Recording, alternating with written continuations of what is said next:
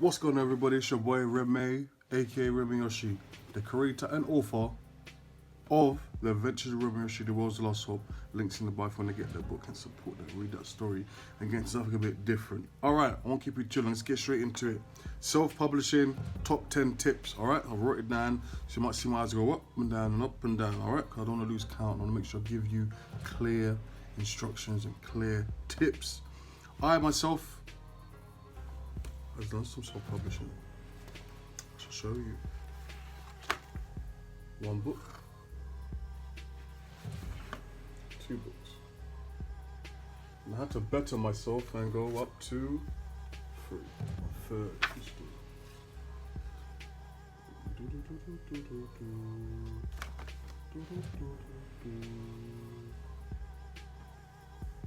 Cool. Links in the bar for that. Before we go any further, please press that like button, smash it. My sister told me to tell you people, smash that like button, smash it up, blood, smash up the thing, brethren. Alright, cool. Now that's done. Let's get into the top 10 tips, alright? Self-publishing, alright? First number tip, outlets. Where are you going to start? Who's going to publish your book? Who's going to do it for you? Your mum, your granny, your brethren, your uncle's friend that lives in the shop down the road that used to print something, but now he wants a bit. Where are you gonna go? What are you gonna do? Alright, so I myself, I've done mine with Create Space, okay? But they've moved, Amazon now has taken over that and moved on to Amazon Print or Amazon Books, whatever. Alright, I'm gonna put the link in the bio, okay? Or put a picture up or something like that. So I'll do it with them. There's like stuff like Ingram Spark as well that do self-publishing as well. So see companies do self-publishing, have a look, see what the deal is, see how they work, because each time you do a book, it costs to print. So it's going to be like, okay, this book is, you want to sell this book for £5, it might take £2 to print it, then the rest is yours. Or depending on how many pages it's going to be in. So this video is a bit more for those who do more illustration based stuff. Those who maybe write books, maybe this ain't the one for you, okay? But you might pick up something regardless, okay? You may be a writer and you may want to work with an illustrator, but you both don't know where to start to an extent. So hopefully this can give you some insight. Okay, I've done three, so I'm not just some guy that's hoping, selling you. I'm doing this thing myself, okay? All right, so yeah, just to clarify that, know where to start, know your outlets, research, see who's doing what for how much and what deal can you do and stuff like that. You got to be aware of that, okay? Cool. Tip number 2. Number 2, knowing your audience, okay? You got to know your audience. Who are you writing to? Who are you trying to want to read your book? Who? Your granny? Your granny is sitting there and read that?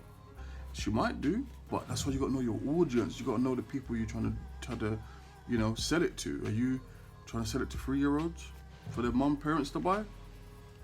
Is it post 16, a little bit mature audience?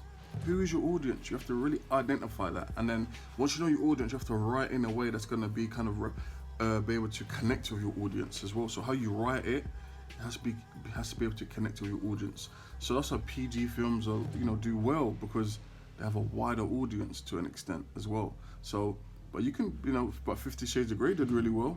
So if you know your audience, if you know your audience, you're able to write to a level to engage them. All right, cool. So now let's go to tip number 3. Tip number 3: ISBN codes. The number you see at the back of the book, right? This one here, stuff like that. That. Those are important. They give you ownership of your book. They give you full ownership of your book, okay? And you're able to potentially go into shops, into retail places, say, hey, this is my book, I want to get into your shop. So once you provide them with your own ISBN codes, it's more likely you can work out with some deals with them. The first book I did, I sadly didn't know that, and I got my one from Amazon, and companies is not as forthgoing as that, because if I go to a shop and say, yeah, I'm with Amazon, they might see Amazon's a company, they might see it as a competitor that, versus another book publishing deal. So, this is the industry and it's about learning as well. So, but I would say get ISBN codes, get them, let them be yours, and you have them. The longevity is very important. Okay, if you haven't already, pause this video, like, subscribe, send to someone who just send to someone. All right, cool. Send it to somebody. Send it to somebody. So somebody needs to see this. All right. Knowing the size of your book. A4, A5, A3, A something. All right. Now, once you know the size of your book, you need to know how you're working. And you need to work within that perimeter. That you, by knowing the size of your book, is going to help you know the trim zone, the safe zone, the bleed zone. You want to bleed or no bleed. All these things you have to research to know how you want your book to be and how potentially it might look as well. You may be drawing an A4, but maybe the company that you select to do your book with, they are like, hey man, that was tip number 4, by the way. Let me just make it clear. If I did 4, tip number 4. So the company might be, no, we only do this type of size. So that means you have to adjust your whole pages, your whole drawings, your whole everything you just did to fit in with that company's guidelines of sizing. So be aware of the sizing of the book, okay, and what you want to do. Okay, make sure it's a happy mesh. You don't have like a picture that's like stretched out or discombobulated. All right, you want a book to look nice. All right, how you see it in your mind. All right. Cool. Now we got tip number 5. Step up the fierce. 5 in the fierce. Why 5? Big shot, killer. All right. So number 5. All right. How many pages is in your book? How many pages in your book? Is one of your books gonna have 20 pages, 30 pages, 40 pages, 50 pages, 60 pages, 70 pages? Then your audience are going to get used to that type of volume. So if you're self-publishing, you need to know how much pages you're going to do on a consistent basis. So you need to have you need to have planned way before, waiting in advance. So when you have the book, you know the pages. Chapter 1 is going to be this many pages, and this one's going to be this many pages. But it's better to kind of have, okay, this one's going to be 40 pages, next one's going to be 40, and you have the consistent guideline of numbers. Okay, some companies that you do this self-publishing with will have a restriction, say, hey, you can't do no more than 30 pages or 28 pages or 24 pages, or that's where you have to find the right one. And once you find that, see how long it takes you to get those pages done, and write a little note, say, hey, oh, this one took 4 months or 2 months or 1 week or whatever. Then you know how much things will take. So when you tell your audience, hey, the book's coming in 2 more weeks, because you worked on it before, you know how long it takes as well. So keep a note of how long it takes you to do something, okay? Now, 2 of my first ones in black and white.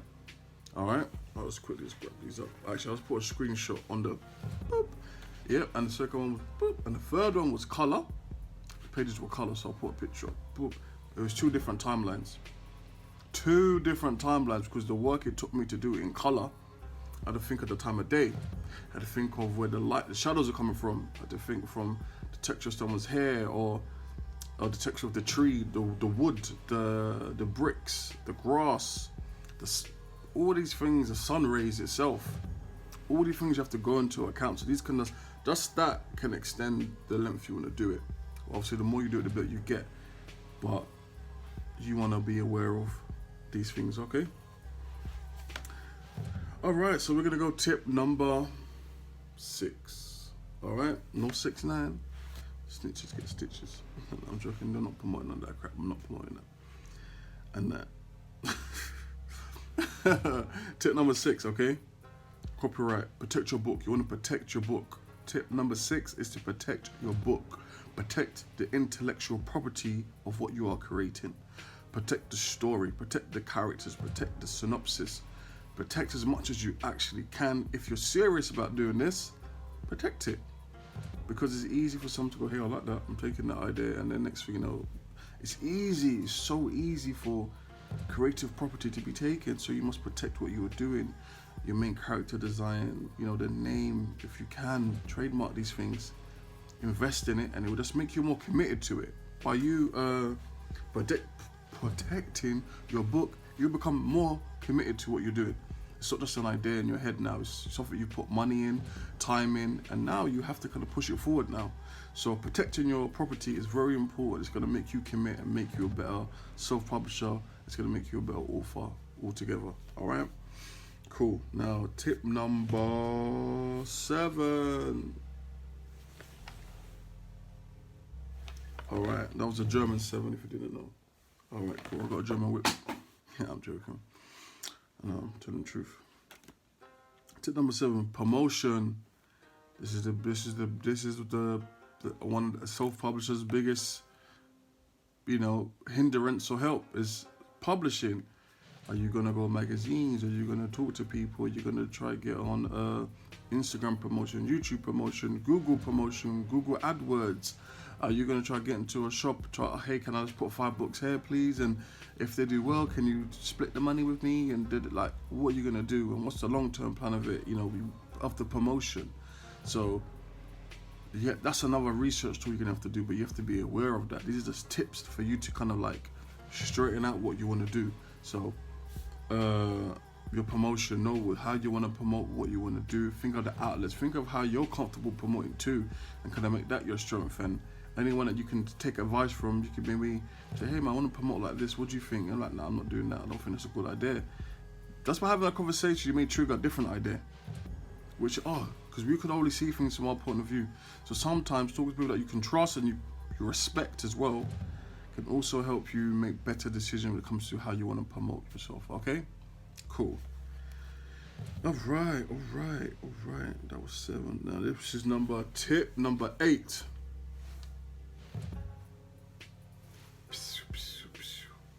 Tip number 8. All right.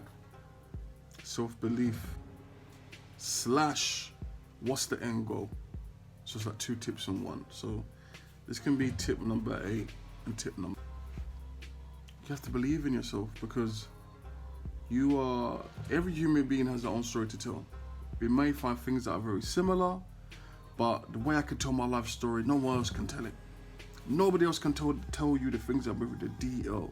Your first day at school, when the trousers you put on and how you feel, and this is what you ate the night before and how did you feel. All these little details that you have, you have to be confident to tell them in a brave way, in a way that, hey man, I'm gonna put it on the line, because we all have secrets. We all have things we keep to ourselves. But I strongly feel being an author or being someone who's been in the creative field, you have to pour some of your own experiences. You have to into your creative projects, because where else are you gonna get the source from? We all can draw a pretty picture. We can all get someone else to draw us a pretty picture, but what's beyond that picture? What's beyond what you're trying to do? So you need to have that self-belief that you can tell your story, and you can project your story, and you have belief in it. You've brainstormed, you've picked out elements that are interested in to yourself, and you want to present them to the audience. So have that self-belief that, hey, what I got to offer, hey man, I think you should hear it, you'll be interested. So if you can captivate that person for 2-3 minutes, you got something, okay? So have that self-belief, and you just you just don't give up. Don't give up, dude. If it's positive if it's positive, don't give it up. Why would you? All right, don't give up. Do your thing. Persevere, educate, seek knowledge, and go forward. All right. And what's your end goal? Why are you publishing a book? Why? Why are you publishing a book? Answer that. Why? What's the plan with it? 10 years from now, 30 years from now, what do you want to accomplish with it? So be aware of that, what your actual end goal is. If you can know your end goal, or how you want to do, or the steps you want to take to go further, that's going to be helpful to your motivation as well. Because when you're just flapping around, like, it doesn't matter when the book comes out. It doesn't matter because you're just not taking it serious in a way. So know your end goal. Know your end goal and what you want to achieve with doing your self-publishing. Okay? All right. And we're going to go for the last tip. All right? Proofread your work. Tip number 10. 10 on 10. 10 toes on the go. Proofread your work. You proofread it. Get a friend to proofread it. Pay someone to proofread it. bring it to your old teacher at school. Bring it to someone that's gonna proofread it and say, listen, he sounds a bit like that. Is that what you wanted to go for? Maybe try to use that word. That's the kind of input they're gonna give you. Because when I write, sometimes I just write how I see things in my head, but when I say it out loud and I read the script out loud, I'm like, no, that don't sound good. That don't sound how I want it to sound. So sometimes how we have it in our mind and how it comes out our mouth are two different things. And how we want it on the book, that's a whole different thing. So it's a level of layers. It's a level of steps to kind of get it where you want it to get it to. All right. So proofread your work, get it proofread, get someone to read it, get someone to check on it. Okay. All right. And also a bonus tip: always have your work backed up and saved, so you can re-edit it as well. Have those files saved so you can pop back in and edit it. Bonus tip. There you go. So you got 11 tips at the end of this. Fantastic. So that's me. My name is Ramey. I'm coming with some more videos for you guys. All right. So I need you to smash up that like button, smash up that subscribe button. All right. And what I need to do as well, for those who don't know me, I am a publisher. All right. So I'm publishing my books. All right. For those who don't know me, I'm the creator of Ramey, The World's Lost Hope. So please, the links are in the bar for these books. So don't be shy. You can go get them. Don't break the bank. And also, you get to look and see how these books will actually look in real life in your hand. So have a look at that. Okay. Cool. That's it, man. I'm done. Any other tips for you? That's it, man. That's all the tips I've got for you, man. All right. That's all the tips I've got for you. So check out volume 1. Check out volume 2. Check out volume 3. Bless up. Cool. I'm done. Like, subscribe, comment. If you think that video was dead, just really laugh. I thought that was dead, bro. I didn't learn nothing.